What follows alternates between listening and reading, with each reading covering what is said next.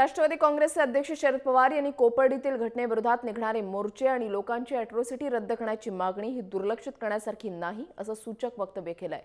कोपर्डीतील बलात्कार आणि हत्या प्रकरणाचे राज्यात सर्वत्र पडसाद उमटले आणि त्यानंतर औरंगाबाद तसंच उस्मानाबादमध्ये मराठा समाजाने भव्य मोर्चे देखील काढले।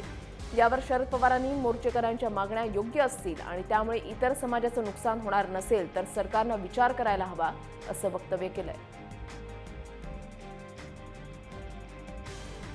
आम्ही काही त्याच्या संबंधीचा आता विचार करत नाही, परंतु ही जी प्रतिक्रिया येते ती दुर्लक्षित करण्यासारखी नाही आहे। एवढ्या मोठ्या प्रमाणात स्त्रिया येतात, तरुण मुलं येतात, याचा अर्थ ह्या सगळ्या अशा म्हणजे मुलींच्यावरच्या स्त्रियांच्यावरचे अत्याचार यासंबंधी समाजामध्ये जागृती यायला लागलेली आहे।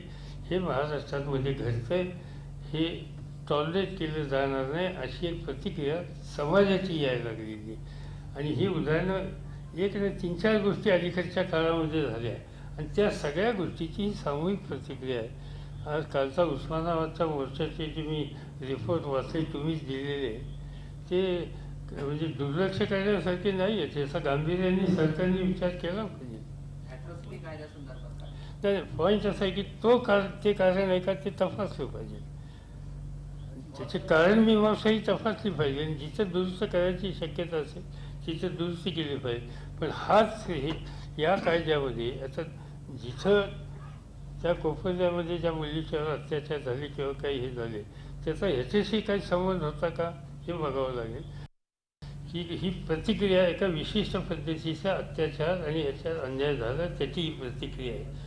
त्याबद्दलच्या बाकीच्या ज्या मागण्या असतात त्या मागण्या आजच काही नवीन नाहीत, यापूर्वीसुद्धा झालेल्या आहेत। पण त्याच्यासाठी कुणी काही भूमिका एकत्र येऊन मांडत असेल आणि ती मागणी रास्त असेल आणि ती मागणीची पूर्तता करत असताना इतर घटकांच्यावर अन्याय होत नसेल तर त्याच्यामध्ये काही फारसं चुकीचं असं मला स्वतःला वाटत नाही।